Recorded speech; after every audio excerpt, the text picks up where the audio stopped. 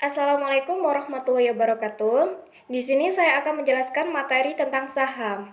Terlebih dahulu, perkenalkan nama saya Kulisatu Nikma, NPM 11021841, Prodi Pendidikan Ekonomi 2018B. Sebelum masuk materi, saya akan menjelaskan tentang apa itu saham.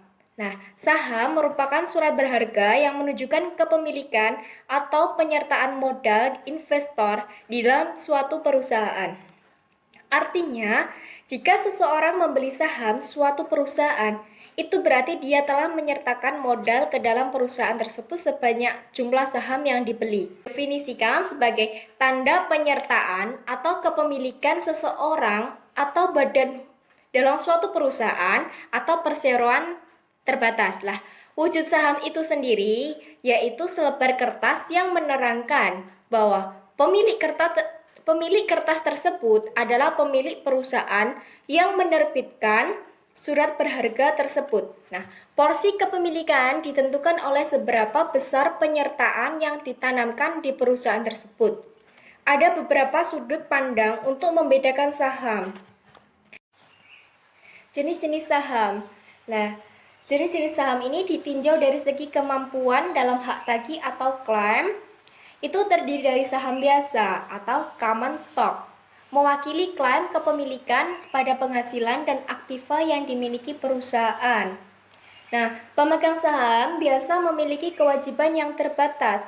Artinya, jika perusahaan bangkrut, kerugian maksimum yang ditanggung oleh pemegang saham itu adalah sebesar investasi pada saham tersebut. Yang kedua, saham preferred atau preferred stock. Saham yang memiliki karakteristik gabungan antara obligasi dan saham biasa, karena bisa menghasilkan pendapatan tetap seperti bunga obligasi. Nah, tetapi juga bisa tidak mendatangkan hasil seperti yang dikehendaki investor. Serupa saham biasa karena memiliki kepemilikan ekuitas dan diterbitkan tanpa tanggal jatuh tempo yang tertulis di atas lembaran saham tersebut dan membayar dividen. Persamaannya dengan obligasi itu adalah adanya klaim atas laba dan aktiva sebelumnya. Nah, dividennya itu tetap selama masa berlaku dari saham dan memiliki hak tebus dan dapat dipertukarkan atau convertible dengan saham biasa. Ditinjau dari cara peralihan saham atas unjuk atau bearer stock. Nah, pada saham tersebut tidak tertulis nama pemiliknya agar mudah dipindah tangankan dari satu investor ke investor lainnya. Secara hukum, siapa yang memegang saham tersebut, maka dialah yang diakui sebagai pemiliknya dan berhak untuk ikut hadir di dalam RUPS. Saham atas nama register stock merupakan saham yang ditulis dengan jelas siapa nama pemiliknya, di mana cara peralihannya harus melalui prosedur tertentu. Ditinjau dari kinerja perdagangan, ada blue chip stock, maksudnya saham biasa dari suatu perusahaan yang memiliki reputasi tinggi sebagai leader di industri sejenis, memiliki pendapatan yang stabil dan konsisten dalam membayar dividen. Income stock, saham dari suatu emiten yang memiliki kemampuan bayar dividen lebih tinggi dari rata-rata dividen yang dibayarkan pada tahun sebelumnya. Emiten seperti ini itu biasanya mampu menciptakan pendapatan yang lebih tinggi dan secara teratur. Membagikan dividen tunai, emiten ini tidak suka menekan laba dan tidak mementingkan potensi. Growth stock atau will knock, saham-saham terdiri dari emiten yang memiliki pertumbuhan pendapatan yang tinggi sebagai leader di industri sejenis yang mempunyai reputasi tinggi.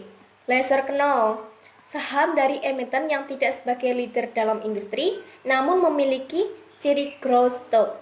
Umumnya, Saham ini berasal dari daerah kurang populer di kalangan emiten.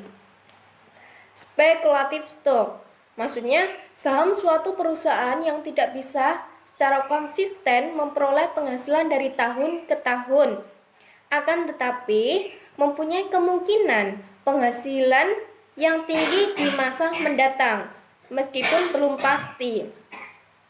Countercyclical stock, saham yang tidak berpengaruh oleh kondisi ekonomi makro maupun situasi bisnis secara umum. Nah, pada saat resesi ekonomi, harga saham ini tetap tinggi, di mana emitennya mampu memberikan dividen tinggi sebagai akibat dari kemampuan emiten dalam memperoleh penghasilan yang tinggi pada masa resesi.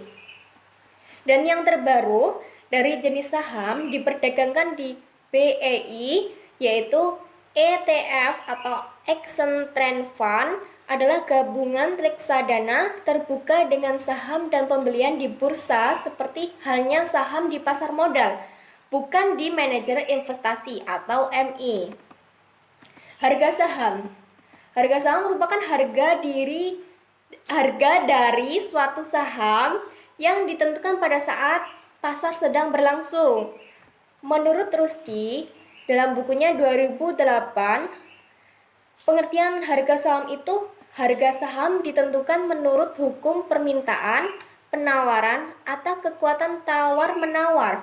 Semakin tinggi minat untuk membeli, maka harga saham cenderung lebih baik atau bergerak naik.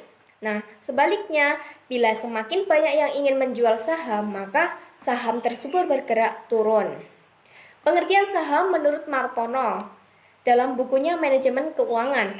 Harga saham itu merupakan refleksi dari keputusan-keputusan investasi, pendanaan, termasuk kebijakan dividen secara pengelolaan aset. Dari definisi di atas dapat disimpulkan bahwa harga saham itu termasuk atas berbagai macam faktor. Salah satu di antaranya adalah permintaan dan penawaran pasar atas saham tersebut. Faktor lain yang mempengaruhi harga saham itu misalnya pengaruh fundamental yang berupa laporan keuangan atau pengaruh teknikal dan atau histori perusahaan maupun pengaruh politik. Nilai saham. Menurut Rusdi, terdapat 3 faktor yang mempengaruhi nilai satu saham, yaitu nilai nominal atau nilai par, yang merupakan nilai yang tertera dalam sertifikat saham yang bersangkutan. Yang kedua, nilai dasar. Nilai dasar ini adalah harga saham yang ditentukan dari harga perdana saat saham tersebut diterbitkan. Harga dasar ini sering akan berubah seiring dilakukannya berbagai tindak emiten yang berhubungan dengan saham. Nilai pasar. Nilai pasar adalah harga dari suatu saham pada saat pasar sedang berlangsung. Pada saat pasar bursa efek telah ditutup, maka harga pasar saham pun harus penutupan atau closing price. Para pemilik modal dalam melakukan investasi menghadap tingkat keuntungan yang menarik. Hal ini akan dipengaruhi adanya perubahan pada harga saham. Faktor-faktor yang mempengaruhi harga saham pada umumnya nilai pasar saham dipengaruhi oleh 2 faktor, yaitu faktor langsung dan faktor tidak langsung. Nilai suatu saham juga dapat berubah-ubah pada setiap saat, tergantung pada kondisi pasar, persepsi dari investor terhadap perusahaan, informasi yang berkembang pada saat atau ada isu lain yang menerpa pasar modal. Umumnya, harga saham itu sangat terkait dengan kinerja suatu perusahaan dan kesehatan terhadap keuangan perusahaan. Faktor internalnya itu contohnya lingkungan mikro, menyangkut tentang hal pengumuman tentang pemasaran, produksi, penjualan, misalnya penggilanaan, rincian kontrak, perubahan harga, produk baru, laporan produksi, laporan keamanan produk, serta laporan penjualan. Pengumuman pendanaan atau financing announcement, misalnya pengumuman yang berhubungan dengan ekuitas dan hutang. Pengumuman jajaran direksi manajemen atau manajemen board of director announcement, misalnya perubahan dan penggantian direktur manajemen dan struktur organisasi. Pengumuman tentang pengambilan diversifikasi, misalnya laporan merger, investasi ekuitas, laporan take over oleh pengakuisisi dan diakuisisi. Nah, laporan divestasi dan lainnya. Pengumuman investasi ini misalnya melakukan ekspektasi pabrik, mengembangkan riset, dan penutupan usaha lainnya. Pengumuman ketenagakerjaan, misalnya negosiasi baru, kontrak baru, pemogokan, dan lainnya. Pengumuman laporan keuangan perusahaan, misalnya peramalan laba sebelum akhir tahun, fiskal dan setelah akhir tahun fiskal, earning per share atau EPS, dan dividend per share atau DBS. Faktor eksternal atau lingkungan makro. Nah, menyangkut tentang hal pengumuman yang datang dari pemerintah, misalnya perubahan suku bunga, tabungan dan deposito, kurs valuta asing, inflasi, dan berbagai regulasi dan deregulasi ekonomi yang dikeluarkan oleh pemerintah. Nah, pengumuman hukum atau legal announcement, misalnya tuntunan karyawan terhadap perusahaan atau terhadap manajernya dan turunan perusahaan terhadap manajernya.